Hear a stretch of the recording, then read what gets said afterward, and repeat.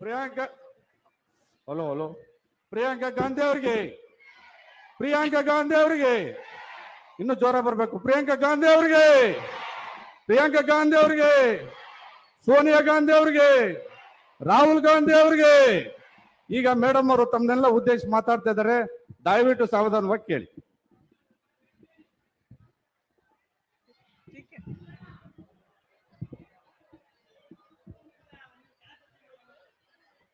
कांग्रेस के महासचिव श्री सुरजेवाला जी, मंच पर उपस्थित सभी कांग्रेस के पदाधिकारी और नेतागण, आप सबका बहुत बहुत स्वागत इस सभा में। लेकिन सबसे बड़ा स्वागत और धन्यवाद मेरी अपनी कर्नाटका की बहनों को, जो इतनी बड़ी तादाद में यहाँ आई है मेरी बातों को सुनने के लिए और इतने समय से आप सब इंतजार कर रही हैं। मेरे भाइयों को भी बहुत बहुत स्वागत और धन्यवाद।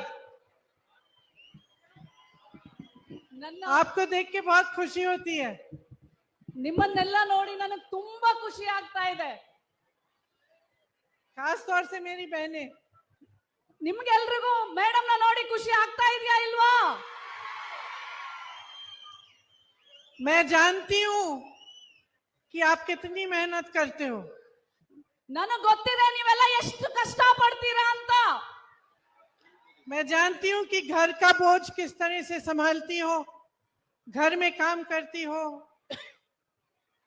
सब परिवार वालों की देखभाल करती हो, खेती में भी काम करती हो, जहां हाथ पटाना हो वो भी करते हो, और बाहर जिसकी नौकरी है वो जाके नौकरी भी करती है, तो घर आकर घर को संभालती है और घर को देखती है। ನನಗೆ ಗೊತ್ತಿದೆ ಒಂದು ಹೆಣ್ಣು ಮಗಳು ಮನೇಲಿ ಎಷ್ಟು ಕಷ್ಟ ಪಡ್ತಾಳೆ, ಮನೇಲಿ ಅಡಿಗೆ ಮಾಡ್ತಾಳೆ, ಮಕ್ಕಳನ್ನ ನೋಡ್ಕೊಳ್ತಾಳೆ, ಹೊರಗಡೆ ಹೋಗಿ ಕೂಲಿ ಮಾಡ್ತಾಳೆ, ಕೆಲಸ ಮಾಡ್ತಾಳೆ, ಮನೆಗೆ ಬಂದು ಮತ್ತೆ ಮನೆಯನ್ನೆಲ್ಲರನ್ನು ಸಂಭಾಳಿಸ್ತಾಳೆ ಅಂತ ನನಗೆ ಗೊತ್ತಿದೆ. अगर किसी का जीवन संघर्ष का जीवन है तो वो आपका है मेरी बहनों। ಯಾವುದಾದ್ರೂ ಒಂದು ಬದುಕು ಸಂಘರ್ಷದ ಬದುಕಿದ್ರೆ ಅದು ಹೆಣ್ಣು ಮಗಳ ಸಂಘರ್ಷ, ಅದು ಹೆಣ್ಣು ಮಗಳ ಬದುಕು. और मैं ये भी जानती हूँ कि इस संघर्ष के लिए आपको कम पहचाना जाता है। ನನಗೆ ಗೊತ್ತಿದೆ ಈ ಸಂಘರ್ಷ ಮಾಡಕ್ಕೆ ಈ ಹೆಣ್ಣಿನ ಕಷ್ಟಗಳಿಗೆ ಎಷ್ಟು ಕಷ್ಟ ಇದೆ ಅವಳಿಗೆ ಅಂತ ನನಗೆ ಗೊತ್ತಿದೆ. कि जितना आप काम करती हो, जितना आप मेहनत करती हो, शायद कई पुरुषों से ज्यादा, लेकिन उनको ज्यादा पहचाना जाता है। ನನಗೆ ಗೊತ್ತಿದೆ ಹೆಣ್ಣು ಮಗಳು ಎಷ್ಟು ಕಷ್ಟ ಪಡ್ತಾಳೆ ಅಂದ್ರೆ ಎಷ್ಟೋ ಗಂಡಸರಿಗಿಂತ ಜಾಸ್ತಿ 365 ದಿನ ಕಷ್ಟ ಪಡ್ತಾಳೆ, ಆದ್ರೆ ಅದಕ್ಕೆ ನಮಗೆ ವ್ಯಾಲ್ಯೂವೇ ಸಿಗಲ್ಲ. खास तौर से जो घर पे काम करती हैं, जो गृहस्थ महिलाएं हैं, बहुत कम समझा जाता है कि उन पर कितना बोझ होता है और कितनी मेहनत करती हैं और दिन रात कितना काम करती हैं। ಮನೇಲಿ ಕೆಲಸ ಮಾಡ್ತಾಳಲ್ಲ ಆ ಹೆಣ್ಣು ಮಗಳು ಮುಖ್ಯವಾಗಿ ಎಷ್ಟು ಕಷ್ಟ ಪಡ್ತಾಳೆ, ಯಾವ ತರ ಅವಳು ಸಂಭಾಳಿಸ್ತಾಳೆ ಅವಳ ದಿನನಿತ್ಯ ಕೆಲಸಗಳನ್ನ, ಅವಳ ಕಾರ್ಯಗಳನ್ನ, ಬಹಳ ಬೋझನ ಬಹಳ ಭಾರನ್ನ ಹೊರ್ಕೊಂಡು ಅವಳು ನಡೀತಾಳೆ. मुझे बहुत बहुत गर्व है कि पिछले साल जब मैं उत्तर प्रदेश की प्रभारी थी, तब हमने महिलाओं के लिए बहुत नई नई योजनाएं, बहुत नए सवाल और नई आइडियाज उठाई। ನಾನು ಉತ್ತರ ಪ್ರದೇಶದಲ್ಲಿ ಇದ್ದಾಗ ಅಲ್ಲಿರೋ ಹೆಣ್ಣು ಮಕ್ಕಳ ಜೊತೆ ಹೊಸ ಹೊಸ ಅವ್ರಿಗೆ ಅಲ್ಲಿನ ಹೆಣ್ಣು ಮಕ್ಕಳ ಕಷ್ಟಗಳನ್ನ ಸಂಘರ್ಷಗಳನ್ನ ನೋಡಿ ಹೊಸ ಹೊಸ ಯೋಜನೆಗಳನ್ನ ನಾನು ತಂದೆ ಅಲ್ಲಿ ಉತ್ತರ ಪ್ರದೇಶದ ಹೆಣ್ಣು ಮಕ್ಕಳಿಗೆ.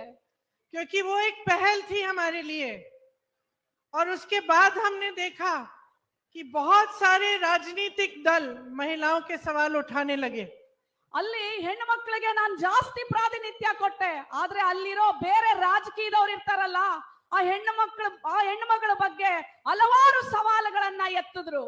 मुझे खुशी हुई कि कुछ ही महीनों पहले एक चुनाव में अनेक दलों ने महिलाओं के लिए एक अलग वो मैनिफेस्टो निकाला।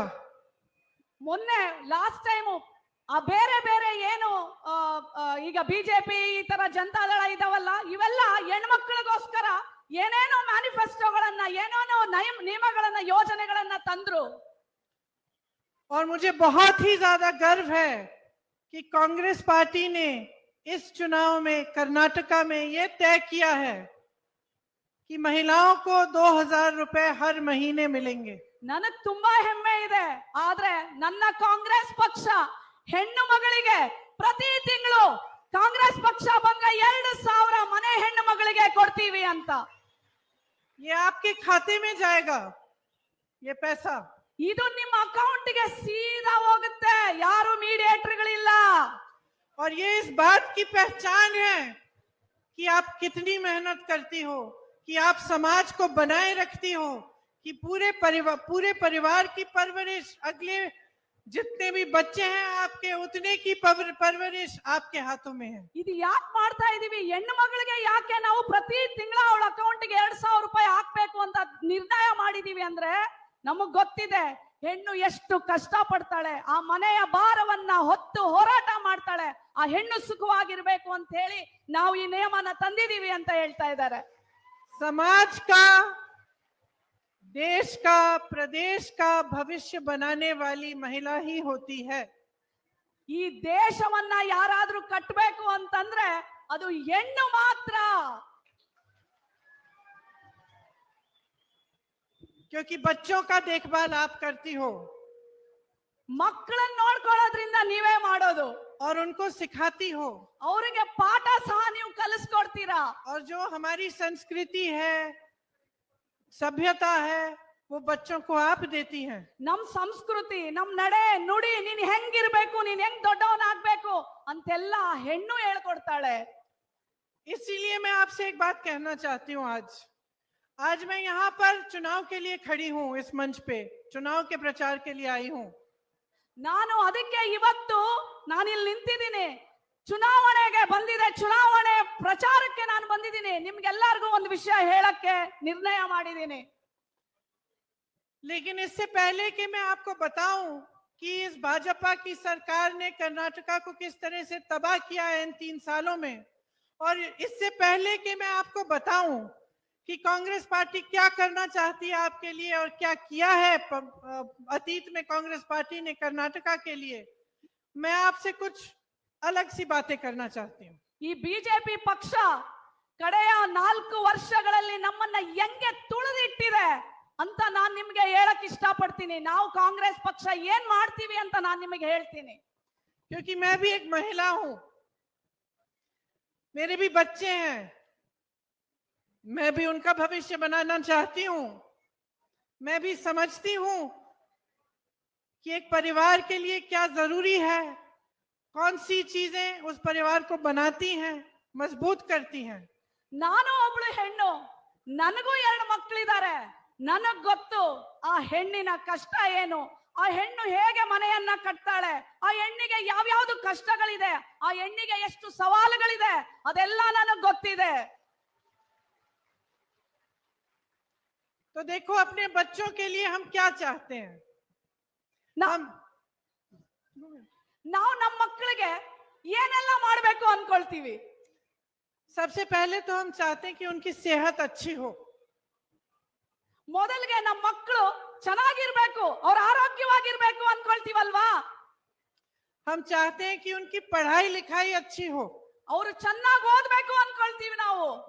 मैंने गरीब से गरीब परिवार देखे हैं, गरीब से गरीब गांव में, और जब मैं पूछती हूँ कि आप क्या चाहते हैं, किसी न किसी तरह जुगाड़ करके पैसे इकट्ठे करके वो अपने बच्चों को अच्छे इस पाठशाला में भेजना चाहते हैं। ನಾನು ಎಷ್ಟೋ ಬಡವರ ಹೆಣ್ಣು ಮಕ್ಕಳನ್ನ ನೋಡಿದೀನಿ.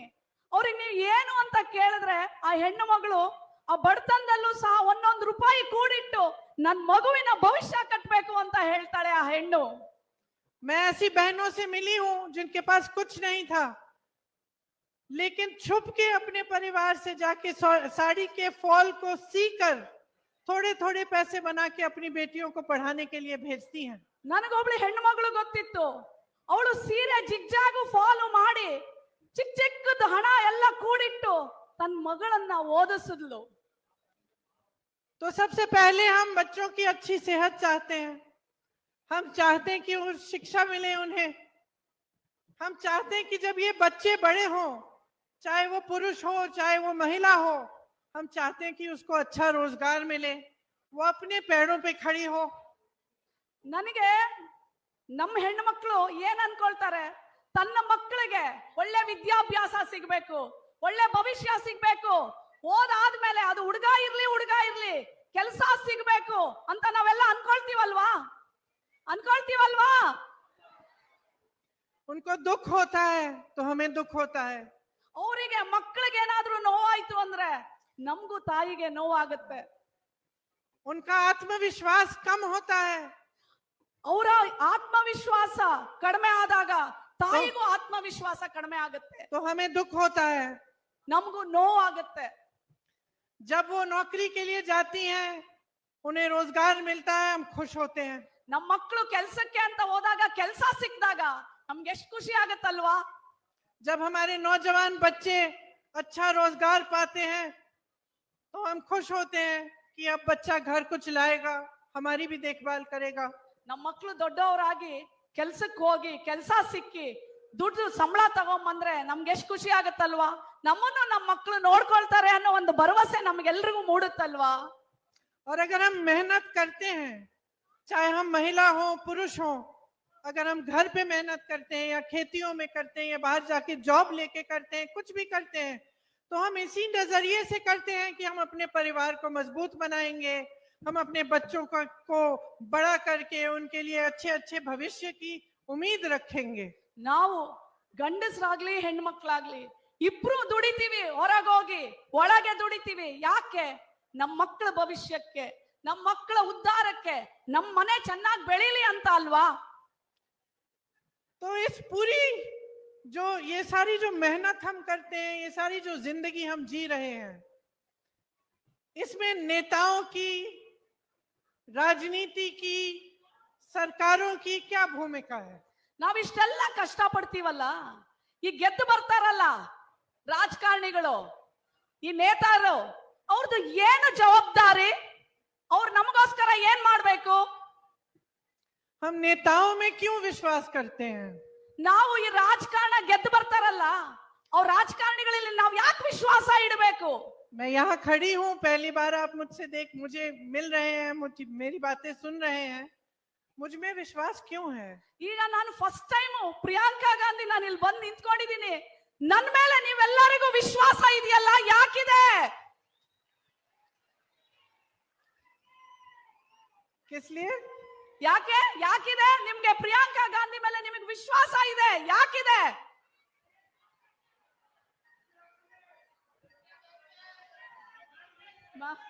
इंदिरा गांधी, क्योंकि आप कांग्रेस में विश्वास करते हैं और कहा कि इंदिरा गांधी जी का नाम लिया। क्योंकि आपने नेताओं में पहले विश्वास किया और कुछ ऐसे नेता थे जिन्होंने आपका विश्वास नहीं तोड़ा। जैसे इंदिरा जी का नाम लिया, आप सब इंदिरा जी को जानते थे, आपने देखा सुना उनके बारे में, क्या खासियत थी उनमें? ये खासियत थी कि आपका विश्वास कभी नहीं तोड़ा। ನಿಮಗೆ ಅವಾಗಿನ ನೇತ ಅಂದ್ರೆ ಅವಾಗ ಗೆದ್ದು ಬಂದಂತ ರಾಜಕಾರಣಿಗಳು, ಇಂದಿರಾ ಗಾಂಧಿ ಮೇಲೆ ನಿಮ್ಗೆಲ್ಲರಿಗೂ ವಿಶ್ವಾಸ ಇದೆ, ನೀವೆಲ್ಲ ಇಂದಿರಾ ಗಾಂಧಿ ಅಂದ್ರಿ. ಯಾಕೆ ಇಟ್ಟಿದ್ರಿ ನೀವು ಅಷ್ಟು ವಿಶ್ವಾಸ? ಯಾಕೆ ಅಂದ್ರೆ ಅವಾಗಿನ ರಾಜಕಾರಣಿಗಳು, ಅವಾಗಿನ ನಮ್ಮ ಇಂದಿರಾ ಗಾಂಧಿ ನಿಮ್ಮ ವಿಶ್ವಾಸವನ್ನ ಮುರಿಲಿಲ್ಲ, ಅವರು ನಿಮಗೆ ಬದುಕನ್ನ ಕಟ್ಕೊಟ್ರು. ಅದಕ್ಕೆ ನೀವು ಇಂದಿರಾ ಗಾಂಧಿಯ ಮೇಲೆ ವಿಶ್ವಾಸ ಇಟ್ಟಿದ್ರಿ ಅಲ್ವಾ? तो आज अगर आपको मुझ में विश्वास है तो इसमें मेरा कोई श्रेय नहीं है, इसमें इंदिरा जी का श्रेय है, कांग्रेस पार्टी के नेताओं का श्रेय है, कुछ राजीव जी का है, कुछ सोनिया जी का है, कुछ उन सारे नेताओं का है जिन्होंने आपके लिए सचमुच काम किया। ನೋಡಿ, ಅವ್ರು ಹೇಳ್ತಾ ಇದಾರೆ ಮೇಡಮ್, ಏನಂದ್ರೆ ನೀವು ಇಂದಿರಾ ಗಾಂಧಿ ಮೇಲೆ, ಕಾಂಗ್ರೆಸ್ ಪಕ್ಷದ ಮೇಲೆ, ಎಲ್ಲಾದ್ರ ಮೇಲೆ ವಿಶ್ವಾಸ ಇಟ್ಟಿದ್ರಿ. ಅದು ನಂದೇನಲ್ಲ.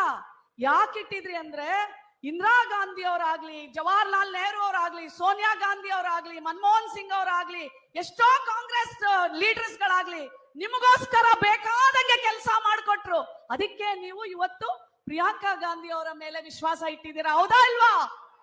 खोरी करें, 40% की सरकारें बनाएं, जो पैसे आपकी सड़कों पे, आपके नालों पे, आपके घरों पर, आपकी पाठशालाओं पे, आपके अस्पतालों में जाने चाहिए, वो खुद खा के अपने घर में लगा ले, तो इससे बड़ा विश्वासघात कोई हो सकता है? ನಾವು ಹಗಲು ರಾತ್ರಿ ಕಷ್ಟಪಟ್ಟು ಸ್ಕೂಲ್ಗಳು ಕಟ್ಟಲ್ಲ, ಆಸ್ಪತ್ರೆಗಳಲ್ಲಿ ಕಟ್ಟಲ್ಲ, 40% ಎಲ್ಲಾದ್ರಲ್ಲೂ ಕಮಿಷನ್ ತಗೊಂಡು ನಮ್ಮ ವಿಶ್ವಾಸವನ್ನ ಮುರಿತಾ ಇದ್ದಾರೆ. आप अपने बच्चों के लिए ईमानदारी से कमा रहे हो. यहां से मैं अभी जहां से आ रही थी, गन्ने के किसान हैं, गन्ने का दाम नहीं मिल रहा है. ನಾವು ನಮ್ಮ ಮಕ್ಕಳಿಗೋಸ್ಕರ ಕಷ್ಟ ಪಡ್ತಾ ಇದೀವಿ.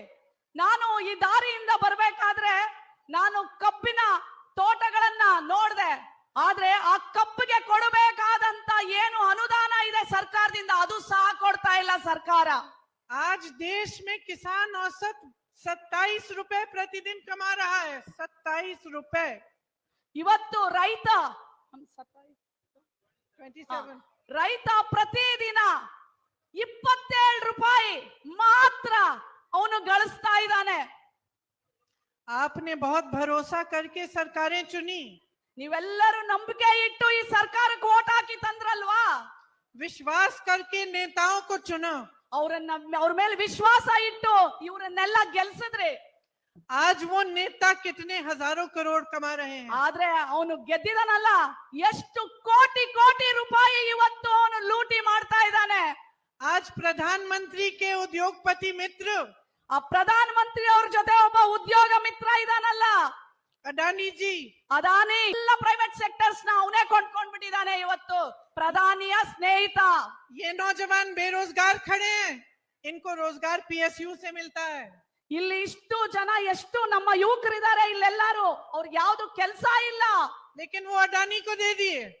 ನಾವು ನಮ್ಮ ದೇಶದ ಹಣನೆಲ್ಲಾನು ಅವ್ನು ತಗೊಂಡೋಗಿ ಅವರ ಪ್ರಧಾನಿ ಮಂತ್ರಿಯ ಸ್ನೇಹಿತ ಅದಾನಿ